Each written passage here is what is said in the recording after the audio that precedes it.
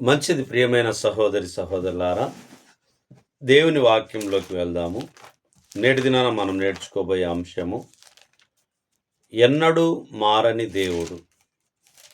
మలాకి 3వ అధ్యాయము 6వ వచనాన్ని మనం చూద్దాం. మలాకి గ్రంథము 3వ అధ్యాయము 6వ వచనాన్ని. యెహోవానైన నేను మార్పు లేని వాడను గనుక యెహోవానైన నేను మార్పు లేని వాడను గనక యాకోబు సంతతి వారైన మీరు లయము కాలేదు. ఈ విషయాన్ని మనం చూసినప్పుడు మరి క్రీస్తు సందేశవాహకుడు, ఆయన మహిమ కృప అను వాటిని గురించి నా సంభాషణ మరి మొదటి నుంచి 7 వచనాల వరకు మనకు చూపింపబడుతూ ఉన్నది. ఇక్కడ చూసినప్పుడు 6వ వచనం చూస్తే యెహోవానైన నేను మార్పు లేని వాడను గనక యాకోబు సంతతి వారైన మీరు లయము కాలేదు. యాకోబు సంతతి అయినటువంటి మీరు లయము కాలేరు. ఎందుకంటే దేవుడు ఏదైతే వాగ్దానం చేసి ఉంటూ ఉన్నాడో వాగ్దానం ప్రకారంగా తన ప్రజలను తాను పరిపాలించడానికి తాను కృప చూపించి నడిపించే నాయకుడై ఉంటున్నాడు, దేవాది దేవుడై ఉంటూ ఉన్నాడు. సంఖ్యాకాండము 23వ అధ్యాయము 19వ వచనాన్ని మనం చూద్దాం. సంఖ్యాకాండము 23:19.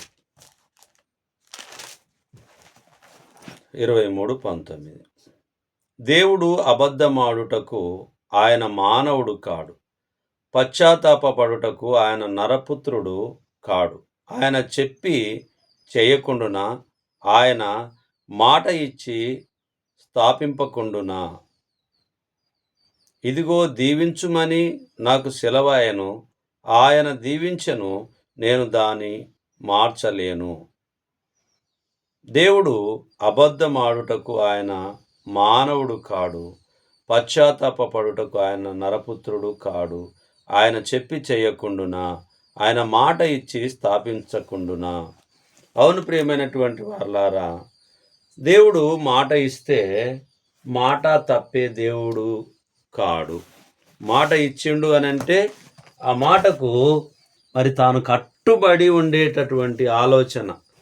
ఎందుకంటే దేవుడు మానవుడు కాదు అనేటటువంటిది మనం గుర్తు చేసుకోవాలి. ఎందుకొరకు మనం గుర్తు చేసుకోవాలి అని అంటే, మానవుడు అనేక సార్లు మాట తప్పి ఉంటాడు. కాబట్టి ఆయన మానవుడు కాడనేటటువంటిది గుర్తు చేస్తుంది. మాట ఇచ్చి తప్పే దేవుడు కాదని చెప్పి గుర్తు చేయబడుతూ ఉన్నది. కాబట్టి దేవుడు ఆనాడు అబ్రహాముకు, ఇసాకుకు, యాకోబుకు ఇచ్చినటువంటి మాటను దేవుడు నెరవేర్చాడు, ఏది కూడా తీసివేయలేదు. అలాగున్నే దేవుని యొక్క చిత్తము మనందరము జరిగించులాగున దేవుని చిత్తాన్ని గ్రహించే వారిలాగా మనము ఎల్లప్పుడూ సిద్ధం కలిగి ఉండాలి. ఆయన మానవుడు కాదు మాట తప్పడానికి. ఆయన నిన్న నేడు ఏకరీతిగా ఉన్న దేవుడై ఉంటూ ఉన్నాడు. కాబట్టి దేవుడు ఇచ్చిన మాటకు ఆయన ఎంత కష్టమైన ఇబ్బంది అయినా ఆయన ఓర్పుతో సహనంతో ఉంటాడు. అంతేకాకుండా తన కుమారుడిని యేసు ప్రభువారిని ఈ లోకానికి పంపించి మానవాళి పాపము నుంచి విడుదల కలిగించడానికి లోకమును ఆయన ఎంతో ప్రేమించి తన కుమారుని పంపించి మన పాపములను క్షమించి మరి ఆయన ప్రేమను మన పట్ల వెల్లడిపరిచి ఉంటూ ఉన్నాడు. మానవుడు ఎవరు కూడా నశించిపోవాలనేటటువంటి ఉద్దేశము దేవుడు ఆలోచన ఎప్పుడు చెయ్యడు. కాబట్టి మనం కూడా మన ఉద్దేశాలను మరి జాగ్రత్తగా గైకొనాలి. యాకోబు పత్రికకు వెళ్దాము. మొదటి అధ్యాయము, యాకోబు పత్రిక మొదటి అధ్యాయము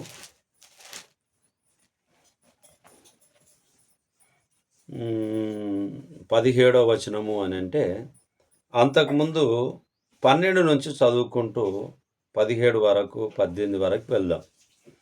శోధన సహించువాడు ధన్యుడు, అతడు శోధనకు నిలిచిన వాడై ప్రభువు తన్ను ప్రేమించు వారికి వాగ్దానము చేసిన జీవ కిరీటం పొందును. దేవుడు కీడి విషయమే శోధింపబడనేరడు, ఆయన ఎవరిని శోధింపడు గనక ఎవడైనను శోధింపబడినప్పుడు నేను దేవుని చేత శోధింపబడుచున్నానని అనకూడదు. ప్రతివాడును తన స్వకీయమైన దురాశ చేత ఈడవబడి మరులు కొల్పబడిన వాడై శోధింపబడును. దురాశ గర్భము ధరించి పాపము కనగా పాపం పరిపక్వమై మరణమును కనును. నా ప్రియ సహోదరులారా, మోసపోకుడి.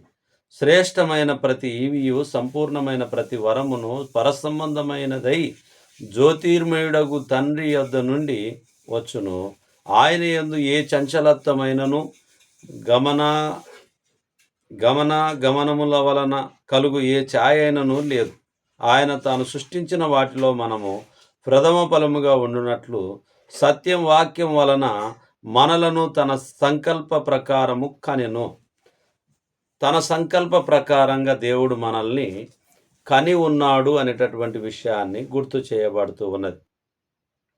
దేవుడు ఎప్పుడు కూడా కీడు చేసే ఆలోచన చేయడు అనేటటువంటిది కూడా మనం జ్ఞాపకం చేసుకోవాలి.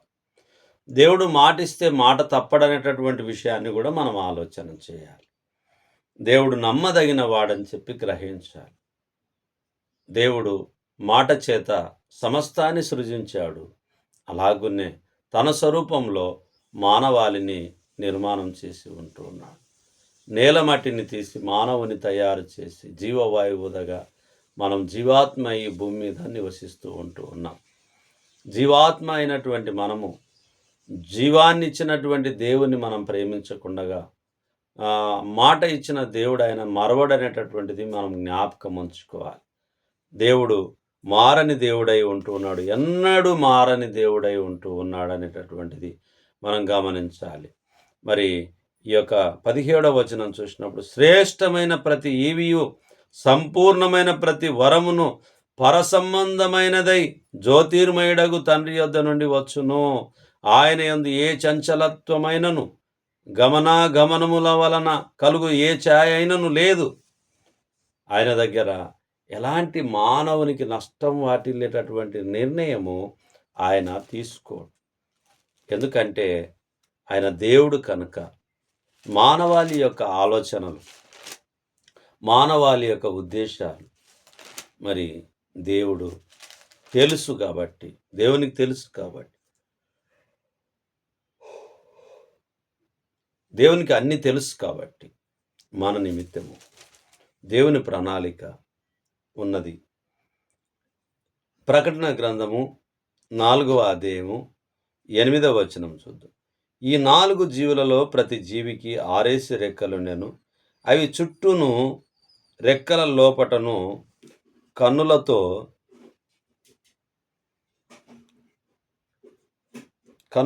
నిండి ఉన్నవి. అవి భూత వర్తమాన భవిష్యత్ కాలములలో ఉండు సర్వాధికారియు దేవుడు నగు ప్రభు పరిశుద్ధుడు పరిశుద్ధుడు పరిశుద్ధుడు అని మానక రాత్రింబగలు చెప్పుచుండును. దేవుడు పరిశుద్ధుడు పరిశుద్ధుడు పరిశుద్ధుడు అని చెప్పి రాత్రింబగలు ఆయనను పొగుడుతూ ఉండును, ఆయనను జ్ఞాపకం చేసుకుంటూ ఉండును. మనము కూడా దేవుణ్ణి జ్ఞాపకం చేసుకోవాలని, దేవుణ్ణి పొగడాలని, దేవుణ్ణి ఆరాధించాలని, దేవుని యందు భయభక్తులు కలిగి ఉండాలని, దేవుని మాట ప్రకారంగా ఆజ్ఞల ప్రకారంగా మనం అందరం జీవించాలని చెప్పి దేవుని యొక్క ఆశ అయి ఉంటున్నది, దేవుని యొక్క ఆలోచన అయి ఉంటూ ఉన్నది. కానీ మానవులం మనము అనేక మార్లు తొట్టిల్లుతూ తప్పిపోతూ ఉంటూ ఉన్నాం. మనకు దేవుడు శ్రేష్టమైన వాటిని ఇవ్వడానికే ఆయన ఉన్నాడనేటటువంటిది గుర్తు చేయబడుతూ ఉన్నది. మరి పరిశుద్ధుని జ్ఞాపకం చేసుకోవడము మనకందరికీ ఆశీర్వాదకరము, దీవెనకరము అనేటటువంటిది జ్ఞాపకం ఉంచుకోవాలి. మత్తయి సువార్త 7వ అధ్యాయము 22, 23 వచనాన్ని చూద్దాం. మత్తయి సువార్త 7వ అధ్యాయము 22, 23 వచనాన్ని.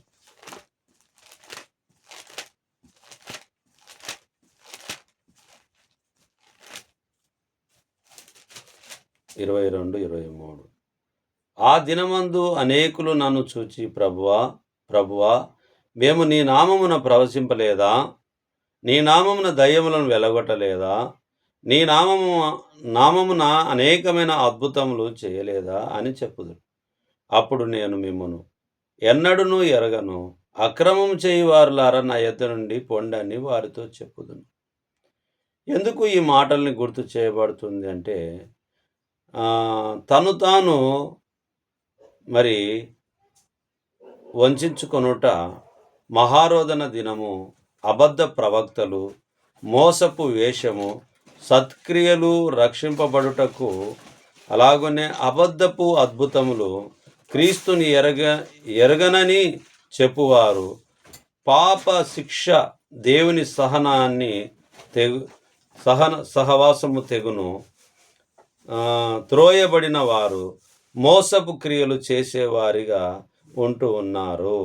ఈ మోసపు వేషము వేసిన వారిని, అబద్ధ ప్రవక్తలుగా చెప్పబడినటువంటి వారిని, అబద్ధ అద్భుతములు చేసినటువంటి వారిని, యేసుక్రీస్తు ప్రభువును ఎరగనని చెప్పినటువంటి వారిని, పాప శిక్షను, అలాగనే త్రోయబడినటువంటి వారిని, మోసపు క్రియలు చేసినటువంటి వారిని దేవుడు ఏం చెప్తాడంటే, అప్పుడు నేను మిమ్మల్ని ఎన్నడూనూ ఎరగను, అక్రమము చేయువారులారా నా యొద్ద నుండి పొండి అని వారితో చెప్పుదును. ఇదంతా కూడా అద్భుతములు చేసినంత మాత్రాన అది చాలా గొప్పగా మనం భావిస్తూ ఉంటాం. అయితే దేవుని వాక్యం గుర్తు చేస్తున్నది ఏమిటి అని అంటే, అది అద్భుతముల కన్నా మరి దేవుని యొక్క మాట ప్రకారంగా మనం ఉండాలని చెప్పి దేవుడు కోరుకుంటాడు. దేవుని మాట ప్రకారంగా మనం ఉండాలని దేవుడు కోరుకుంటాడు. మనము దేవుని మాటను తిరస్కరించినటువంటి వారిగా ఈ భూమి మీద మనం ఉంటూ ఉంటాం. అందుకనే ఆ రోజు ఏమంటాడు అంటే, అక్రమము చేయువారులారా నా యొద్ద నుండి పొండి అని చెప్తాడు. ప్రభువా, మీ నామమున మేము దయ్యాలు వెళ్ళగొట్టలేదా? అద్భుతములు చేయలేదా? ఆశ్చర్య కార్యాలు చేయలేదా? అని చెప్పి ఏమి చెప్పినా కూడా, అక్రమం చేయువారులారా నా యొద్ద నుండి పొండి అని చెప్పేస్తాడు. అంటే దేవుని చిత్తము కానిది, దేవుడు చెప్పినది కానిది, మనము దేవునికి ఇష్టమైనది కాకుండా మనకిష్టమైనది చేయడం వలన దేవుడు దాన్ని ఏమంటున్నాడంటే, అక్రమము చేయువారులారా నా యొద్ద నుండి తొలగిపోడి అని చెప్పి గుర్తు చేస్తూ ఉన్నాడు. 12వ అధ్యాయము, మత్తయి సువార్త 12వ అధ్యాయము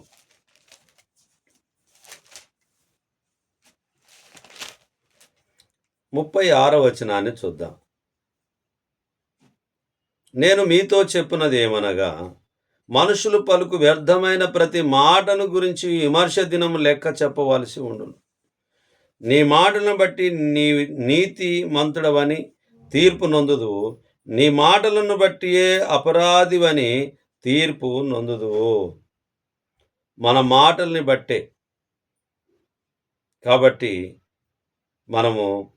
నేను మీతో చెప్పున్నది ఏమనగా, మనుషులు పలుకు వ్యర్థమైన ప్రతి మాటను గురించి విమర్శ దినమున లెక్క చెప్పవలసి ఉండను. విమర్శ దినమందు లెక్క చెప్పవలసి ఉన్నది అని చెప్పి అది మనం గుర్తెరగాలి. ఆ దినం వచ్చినప్పుడు, ఆ విమర్శ దినం వచ్చినప్పుడు, ఆ లెక్క చెప్పేటటువంటి సమయంలో మన లెక్క కరెక్ట్ ఉందా లేదా అని 1కి 2 సార్లు బ్రతికుండగానే మనం ఏం చేయాలి? సరి చేసుకునేటటువంటి ప్రయత్నంలో ఉండాలి. మనల్ని మనం సరిచేసుకునేటటువంటి ప్రయత్నంలో ఉండాలి. మనల్ని మనము తగ్గించుకునేటటువంటి ప్రయత్నంలో ఉండాలి. మనల్ని మనము దేవుని ఎదుట పాపములను ఒప్పుకునేటటువంటి వారిగా మనం ఉండాలి. ఎందుకు అని అంటే, సరి చేసుకోవడానికి దేవుడు ఇక్కడనే అవకాశం ఇచ్చి ఉంటూ ఉన్నాడు.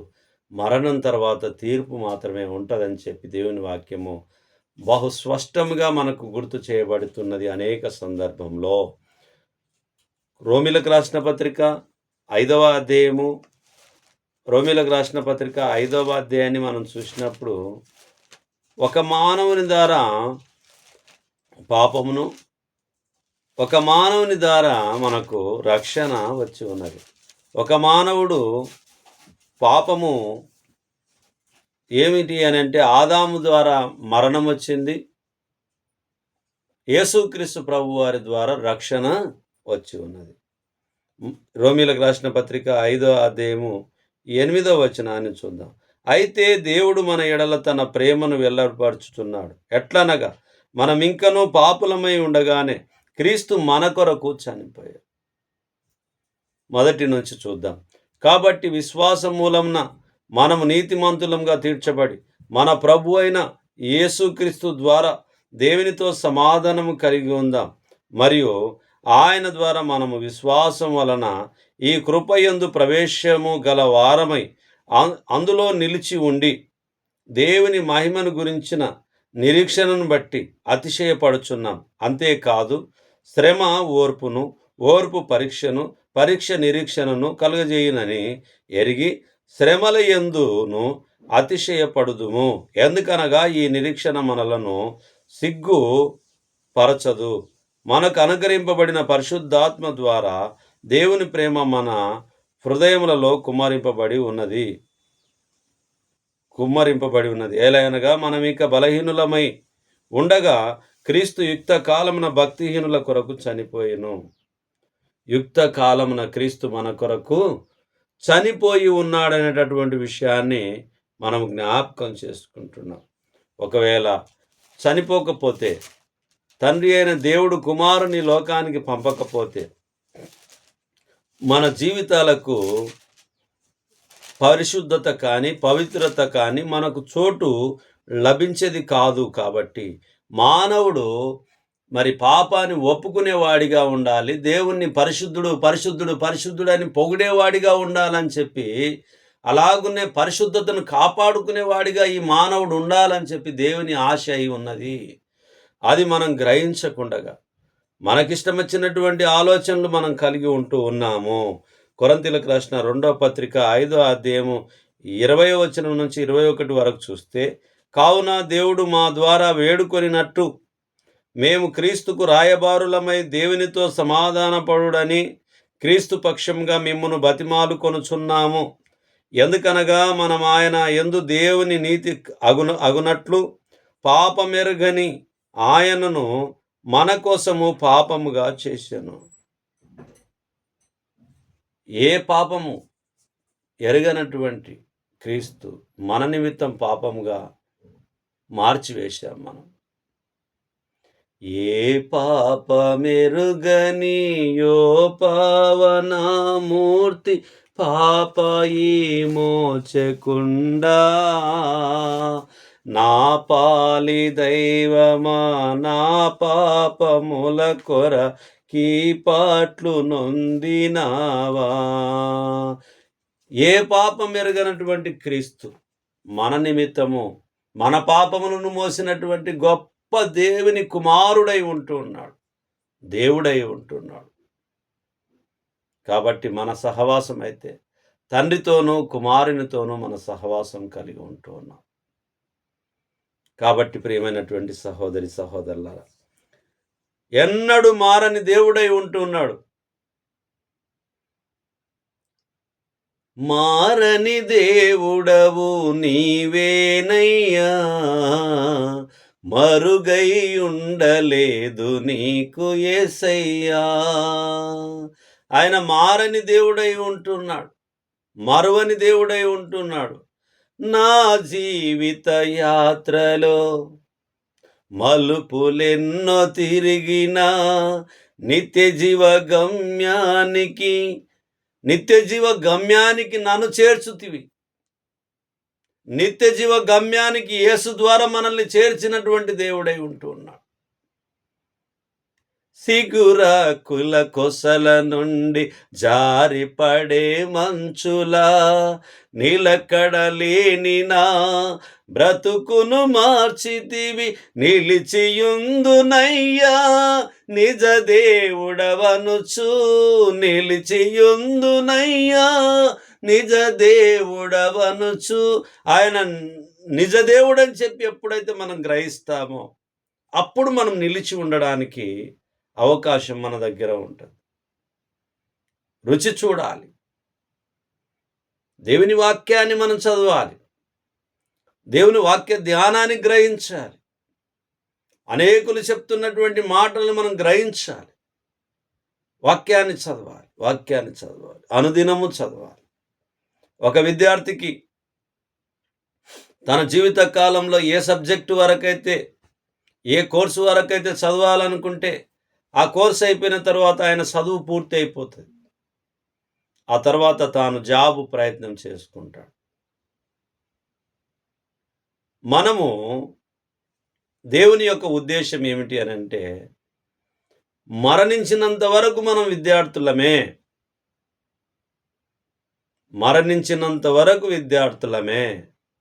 మనకు కూడా ఒక జాబ్ ఉంది. ఏమిటి ఆ జాబ్ అని అంటే, ఉద్యోగం ఏంది అని అంటే, పరలోకం అనేటటువంటి ఉద్యోగం, ప్రభు దగ్గరికి నడిపించేటటువంటి ఉద్యోగం. ఇక్కడ కరెక్ట్గా మనం చదువుకోవడము, నేర్చుకోవడము, తప్పులను సరిదిద్దుకోవడము, ఒప్పుకోవడము, అన్నిటిని తట్టుకొని తాలుకొని ఓర్పుకు సహనానికి నిలబడము. ఇవన్నీ నిలబడిన తర్వాత, మన విద్యాభ్యాసం పూర్తి అయిన తర్వాత, మనం మరణించిన తర్వాత ప్రభువుతో ఉండడానికి, పరదేశంలో ఉండడానికి, విశ్రాంతిలో ఉండడానికి, నెమ్మదైన స్థలంలో ఉండడానికి ఆ ఉద్యోగాన్ని దేవుడు పరమందున్నటువంటి ఆశీర్వాదాన్ని మనకందరికీ అనుగ్రహిస్తాడు. కాబట్టి ఇక్కడ ఉన్నప్పుడే, భూమి మీద మనం బ్రతికున్నప్పుడే, ఆరోగ్యం బాగున్నప్పుడే ఆయన నిన్న నేడు ఏకరీతిగా ఉన్న దేవుడని మనం అంగీకరించాలి. ఆయన మారని దేవుడని గ్రహించాలి. ఆయన మాట ఇస్తే తప్పడు అని చెప్పి గ్రహించాలి. ఆనాడు అబ్రహాముకు వాగ్దానం చేశాడు. ఆకాశ నక్షత్రాలను చూపించాడు. నేల మీద ఉన్న ఇసుకను చూపించాడు. నీ సంతానం ఇలాగవును అని చెప్పి సెలవు ఇవ్వబడింది. దేవుడు మాట ఇచ్చి మాట తప్పే దేవుడు కాదు. ఎన్నడూ మారని దేవుడై ఉంటూ ఉన్నాడు. మారడానికి ఆయన మానవుడు కాదు, పరిశుద్ధుడు కాబట్టి ఆయన మాట తప్పడు. అది మనము గ్రహించాలి. ప్రవచనాలన్నీ కూడా చెప్పబడ్డాయి. యేసు ప్రభు వారి లోకానికి వస్తారు. ఫలానా బెత్లెహేం గ్రామంలో ఆయన జన్మిస్తాడు. ఆయన ద్వారా ప్రజలందరికీ రక్షణ కలుగుతుంది. ఆయనే మానవాళి పాపమును మోసుకొని పోతాడని చెప్పి, దేవుని గొర్రెపిల్ల అని చెప్పి, వదకు తేబడిన గొర్రెపిల్లగా మౌనంగా ఉన్నాడనేటటువంటి మనము వాస్తవికతను అంగీకరించుకొని ముందుకు పోయే బిడ్డలుగా, కుమారులుగా, కుమార్తెలుగా ఎప్పుడైతే ఆలోచన విధానంలో ఆరోగ్యకరంగా మనం ఉంటామో, అప్పుడు దేవుని మాటలు మనకు గొప్పగా అర్థమవుతూ ఉంటవి. ఒకవేళ దేవుని మాటల్ని మనం గ్రహించే వారిగా మనం ఉండకపోతే ఏమాత్రం ప్రయోజనం లేదు. మీరెవరో నేను ఎరగను అని చెప్పి సెలవిస్తూ ఉంది దేవుని వాక్యము. అద్భుతాలు, ఆశ్చర్యక్రియలు అవన్నీ కూడా దేవుడు చూసుకుంటాడు. దేవునితో మనం ఉండేటటువంటి ప్రయాణము దేవునికి అవసరమై ఉంటూ ఉన్నది. నీతో గడిపే ప్రతిక్షణము, దేవునితో గడిపే ప్రతిక్షణము ఆనందమయంగా ఉండాలి. కాబట్టి ఆ యొక్క ఆనందమైనటువంటి ప్రయాణంలో మనం ఉండడము, మనకు ఆనందము, దేవుని మాటల్ని గుర్తు చేసుకున్నప్పుడు ఆనందం కలగడము చాలా అద్భుతమే కదా, ఆశ్చర్యమే కదా. దేవుని భద్రతలో, దేవుని చిత్తంలో కొన్ని మాటల్ని మాట్లాడుకుంటే గొప్పదే కదా. కాబట్టి ప్రియమైనటువంటి వారలారా, దేవుని చిత్తం ఈ భూమి మీద మానవులుగా పుట్టినటువంటి మనమందరం నెరవేర్చడానికి మారని దేవుని పక్షాన, మార్పు చెందని దేవుని పక్షాన మనముండి ఆయన నీతిని, ఆయన రాజ్యాన్ని మొదట వెతకడానికి మనం సిద్ధంగా ఉందాం. ఇర్మియా గ్రంథము 17వ అధ్యాయము 9వ వచనాన్ని మనం చూద్దాం. హృదయం అన్నిటికంటే మోసకరమైనది, అది ఘోరమైన వ్యాధి గలది, దాని గ్రహింపగల వాడెవడు? హృదయం చాలా ఘోరమైనది, వ్యాధి గలది, దాన్ని గ్రహింపగల వాడేవాడు. అంటే ఏమేమో ఆలోచనలు వస్తాయి. కాబట్టి అది ఘోరమైనది. కాబట్టి హృదయం చెప్పిందంతా మనం వింటూ వెళ్తే నరకంలో మనం ఉండడం ఖాయం. దేవుడు చెప్పిన మాట ప్రకారంగా మనం వింటే పరదేశు నెమ్మది స్థలం మనకు బహుమతిగా ఇవ్వబడు. కాబట్టి ఈ లోకంలో సుఖాన్ని మనం ఆశించకుండగా దేవుని చిత్తం మాత్రం జరిగించేటటువంటి బిడ్డలుగా, కుమారులుగా, కుమార్తెలుగా మనం ఎప్పుడైతే ఉంటామో అప్పుడు మనకు ఆశీర్వాదాలు అని అంటేనే మనకు అర్థమయ్యేది ఏంటంటే లోకానుసారమైన ఆస్తులు అని అనుకుంటాం. కానీ మనల్ని ఆరోగ్యంగా ఉంచడం కూడా చాలా గొప్ప విషయం ప్రియులారా. యోహాను సువార్త 3:16 దేవుడు లోకమును ఎంతో ప్రేమించెను, కాగా ఆయన తన అద్వితీయ కుమారునిగా పుట్టిన వాని యందు విశ్వాసముంచు ప్రతి వాడును నశింపక నిత్య జీవం పొందునట్లు ఆయనను అనుగ్రహించెను. క్రీస్తును మన కొరకు నశించకుండగా క్రీస్తును మన కొరకు అనుగ్రహించెను.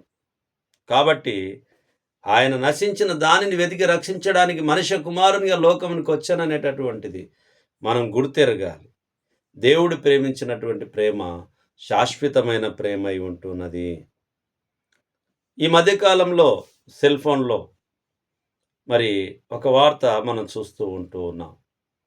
ఏమిటి అని అంటే, ప్రమాదంగా ఆ మిద్దె మీద నుంచి కింద పడినటువంటి యవనస్తుడు 13 సంవత్సరాల నుంచి తాను కోమలోకి వెళ్ళి ఉన్నాడు.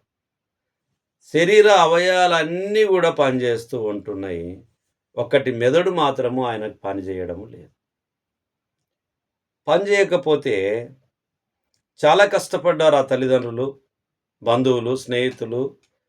ప్రతి ఒక్కరూ వారికి తోచినటువంటి సహాయం చేశారు, సానుభూతి చూపించారు, ప్రేమ చూపించారు, అన్నీ చేశారు. 13 సంవత్సరాలు వారిని కంటికి రెప్పలా కాపాడుకున్నారు.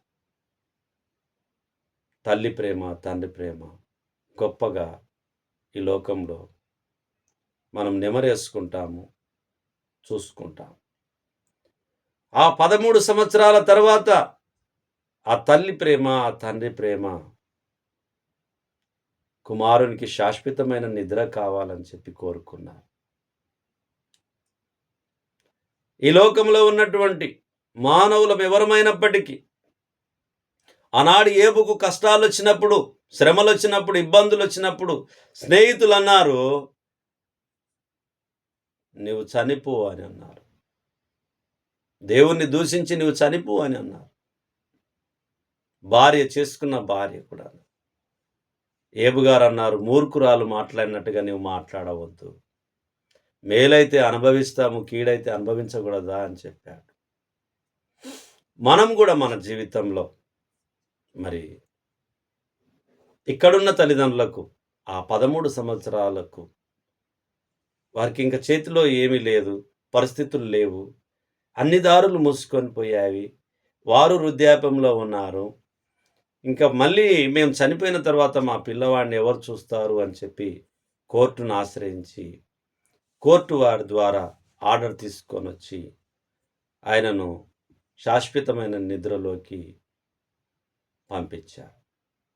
జడ్జి గారు అందరూ కూడా కంటనీరు పెట్టుకున్నారు. ఎందుకంటే ఒక ప్రాణం తీసేయడం బాధాకరమే. వారికి దేవుడు పిలుచుకుంటే అది వేరు, కానీ మనం తీర్చడము అది సరైనది కాదని చెప్పి కన్నీళ్లు కారుస్తూ కూడా ఆ తీర్పును ఇవ్వబడి ఉంటున్నది. అలాగనే ఆ సహోదరుడు మరణించి ఉన్నాడు. అయితే ఇక్కడ ఒక ఆలోచన మనం కలిగి ఉండాలి. నా జీవితంలో బ్రతికిన బ్రతుకు దినములన్నిటిలో దేవునికి అవిధేయత కలిగినటువంటి ఆలోచన, ఉద్దేశాలు కలిగి ఎన్నోసార్లు, ఎన్నో సంవత్సరాలు మన జీవితాన్ని మనం జీవిస్తూ ఉన్నాం. పాపపు జీవితం వద్దు అని అంటే పాపపు జీవితమే జీవిస్తూ ఉన్నాం. మద్యము తాగొద్దంటే మద్యమే తాగుతూ ఉన్నాం. అబద్ధం ఆడవద్దంటే అబద్ధమే ఆడుతూ ఉంటూ ఉన్నాం. నరహత్య చేయవద్దంటే నరహత్యనే చేస్తూ ఉన్నాం. వ్యభిచరింపవద్దనంటే వ్యభిచరిస్తూనే ఉంటూ ఉన్నాం. దొంగతనం చేయవద్దంటే దొంగతనం చేస్తూనే ఉన్నాం. నిన్ను వారిని పొరుగు వారిని ప్రేమించమంటే ప్రేమించకుండా ద్వేషించుకుంటూనే ఉంటూ ఉన్నాం. ఆజ్ఞ అతిక్రమమే పాపమైనప్పటికీ కూడా దేవుడు నీ జీవితంలో, నా జీవితంలో ఆయన క్షమిస్తూనే ఉంటూ ఉన్నాడు. ఆయన ప్రేమిస్తూనే ఉంటూ ఉన్నాడు. ఎలాంటి ప్రేమ అంటే శాశ్వతమైనటువంటి ప్రేమతో మనలందరినీ దేవుడు ప్రేమిస్తూ ఉంటూ ఉన్నాడు. ఇర్మియా 31:3 చలవిబడింది. ఆయన ప్రేమించినటువంటి ప్రేమ శాశ్వతమైనటువంటి ప్రేమను మన ఎడల ప్రేమిస్తూ ఉన్నాడు. అంటే దాని అర్థం ఏమిటి మనకు అర్థమవుతుంది. ఈ లోకంలో ఒకవేళ చాలా కాలం క్రిందట యెహోవా నాకు ప్రత్యక్షమై ఇట్లనెను, శాశ్వతమైన ప్రేమతో నేను నిన్ను ప్రేమించుచున్నాను గనక విడువక నీ ఎడల కృప చూపుచున్నాను.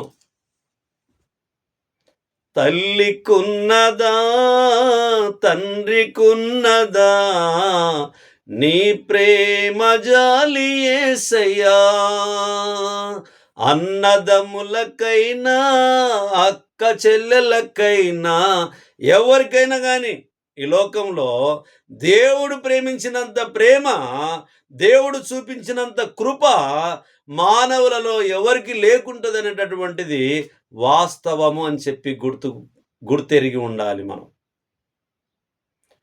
కొన్ని హద్దులుంటాయి. సేవ చేయడానికి కూడా కొన్ని హద్దులుంటాయి మానవులకు. కొద్ది కాలం ఓపిక ఉంటుంది, కొద్ది కాలం ఖర్చు పెట్టగలుగుతారు. కానీ శాశ్వతమైన ప్రేమ ఎవరైనా ప్రేమిస్తూ ఉంటూ ఉన్నారు ఈ ప్రపంచంలో అని అంటే దేవుడు తప్ప శాశ్వతమైన ప్రేమ ప్రేమించగలిగినటువంటి వారు ఈ భూమి మీద ఎవ్వరము లేమనేటటువంటిది మనం గుర్తెరగాలి. అందుకే ఆయన ఎన్నడూ మారని దేవుడై ఉంటూ ఉన్నాడు.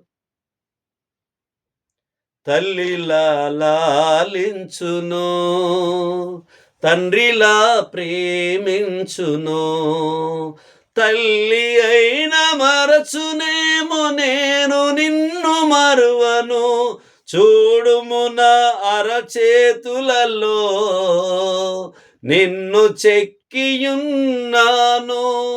ఒకవేళ తల్లి అయినా తండ్రి అయినా అన్న అయినా తమ్ముడైనా మీ బంధువులైన స్నేహితులైనా మర్చిపోవచ్చేమి, కానీ దేవుడు మాత్రం మరవడు అనేటటువంటి విషయాన్ని, ఎన్నడూ మారని దేవుడై ఉంటున్నాడు అనేటటువంటిది జ్ఞాపకం ఉంచుకోవాలి ప్రియులారా.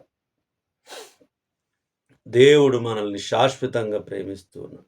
మన హృదయం ఘోరమైనదైనప్పటికీ, వ్యాధి కలిగినదైనప్పటికీ దేవుడు మనల్ని ప్రేమిస్తూ ఉంటూ ఉన్నాడు, క్షమిస్తూ ఉంటూ ఉన్నాడు. అపొస్తలుల కార్యము 4వ అధ్యాయము, అపొస్తలుల కార్యం 4వ అధ్యాయము 12వ వచనాన్ని మనం చూద్దాం.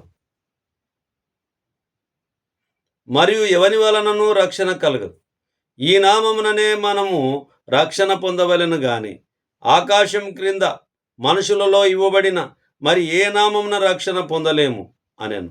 ఏ నామంలో కూడా రక్షణ లేదు. యేసు ప్రభు అనేటటువంటి నామముననే రక్షణ ఉన్నదనేటటువంటిది మనం గ్రహించాలి. వాటిని గ్రహించి వెంబడించే వారిగా మనం ఉండాలి.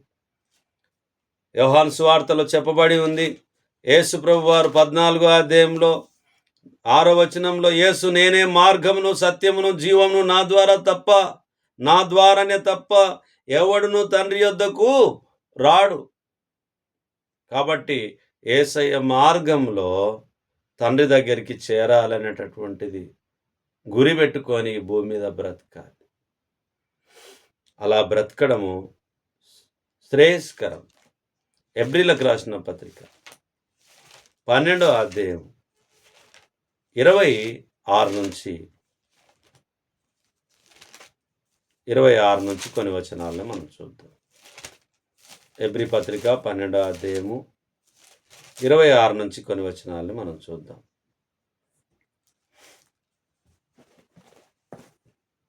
అప్పుడు ఆయన శబ్దం భూమిని చలింపచేసెను గాని ఇప్పుడు నేనింకొక్కసారి భూమిని మాత్రమే కాక ఆకాశమును కూడా కంపింపచేతును అని మాట ఇచ్చి ఉన్నాడు. ఇంకొక్కసారి అను మాట చలింప బడినవి నిలకడగా ఉండు నిమిత్తము అవి సృష్టింపబడిన సృష్టింపబడినట్టు చలింప చేయబడిన బడినని బొత్తిగా తీసి వేయబడినని అర్థమిచ్చుచున్నది. అందువలన మనము నిశ్చలమైన రాజ్యమును పొంది దైవ కృప కలిగి ఉందాం. ఆ కృప కలిగి వినయ భక్తులతో దేవునికి ప్రీతికరమైన సేవ చేయదు. ఏలయనగా మన దేవుడు దహించు అగ్ని అయి ఉన్నాడు. దేవుడు ఎట్లున్నాడు? దహించు అగ్ని అయి ఉంటున్నాడు. కాబట్టి ఆ దహించు అగ్ని ఉన్నప్పుడు అందులో జాగ్రత్తగా మనం ఉండాలి. భయం భక్తి కలిగి ఉండాలి. అలా లేకపోతే మన జీవితాలు వెలితిగా ఉంటాయి, కొరతగా ఉంటాయి. నరకానికి దారి చూపే మార్గంలో మనం ఉంటాం. నరకానికి పోకూడదు అని అంటే నేడే రక్షణ దినం. ప్రభు యేసుని నమ్ముకోవడానికి నేడే రక్షణ దినం. పాపాన్ని ఒప్పుకోవడానికి ఎప్పుడైతే మన పాపాన్ని మనం ఒప్పుకుంటామో నీతిమంతులుగా మార్చబడతాం. యేసు ప్రభు అని నోటితో ఒప్పుకొని హృదయమందు విశ్వసించి మరి పాపాలను ఒప్పుకొని మరణం వరకు నమ్మకంగా ఉండడానికి, బాప్తిసం తీసుకోవడానికి, ఆయన మాటల్ని వినడానికి, మారు మనసు పొందడానికి ఎప్పుడైతే మనం సిద్ధంగా ఉంటామో అప్పుడు పరలోక రాజ్యము మనది అనేటటువంటిది, మారని దేవుని దగ్గర మనము కలుసుకోవడానికి భాగ్యం ఉంది అనేటటువంటిది జ్ఞాపకం ఉంచుకోవాలి. కాబట్టి ప్రియమైనటువంటి వారలారా, ఎన్నడూ మారని దేవుడై ఉంటున్నాడు. మన సహవాసం అయితే తండ్రితోనూ కుమారునితోనూ ఉన్నది అనేటటువంటిది జ్ఞాపకం ఉంచుకోవాలి. ఇందులో చీలికలు అనేటటువంటివి ఏవి మన దగ్గర ఉండవు. ఎందుకంటే మన సహవాసం అయితే తండ్రితోనూ కుమారునితోనూ ఉంటుంది. కాబట్టి యేసుక్రీస్తు ప్రభు వారి ద్వారా తండ్రి దగ్గరకు చేరడానికి ఇది మనకు సరైన మార్గం. కాబట్టి ఈ మార్గంలో మనం ప్రయాణిద్దాం. చిన్ని ప్రార్థన చేసుకుందాం. మహోన్నతుడా, మహాగణుడా, పరిశుద్ధుడా, మీ పరిశుద్ధమైన నామాన్ని బట్టి మీకు వందనాలు చెల్లించుకుంటున్నాం. ఈ రాత్రి కాలమందునైనా మరి ఈ మాటల చేత చదువుకోవడానికి, నేర్చుకోవడానికి, మాట్లాడుకోవడానికి మీరిచ్చిన అవకాశాన్ని బట్టి కోట్ల కొలది వందనములు చెల్లించుకుంటాం. ఇదిగో నాయనా, మా ప్రియులు వాక్యాన్ని వీక్షిస్తూ చూస్తూ ఉంటుండగా నాయనా మీ చిత్త ప్రకారంగా వాక్యంతో వారిని మాట్లాడమని, నాయనా వాక్యపు వెలుగులో నాయనా మమ్మల్ని అందరినీ నడిపించమని, మీ వాక్యము మా పాదములకు దీపమును మా త్రోవకు వెలుగై నడిపిస్తూ ఉన్నది నాయనా. కాబట్టి మీ వాక్యపు వెలుగులో మమ్మల్ని అందరినీ నడిపించి మీ చిత్తం మా పట్ల నెరవేర్చమని ఈ మనవులు నజరేయుడైన యేసుక్రీస్తు అతి పరిశుద్ధమైన నామంలో బ్రతిమాలి అడిగి వేడుకొని ప్రార్థించుచున్నాము తండ్రి. ఆమేన్. ఆమేన్. అందరికి ప్రభు నామమున వందనాలు.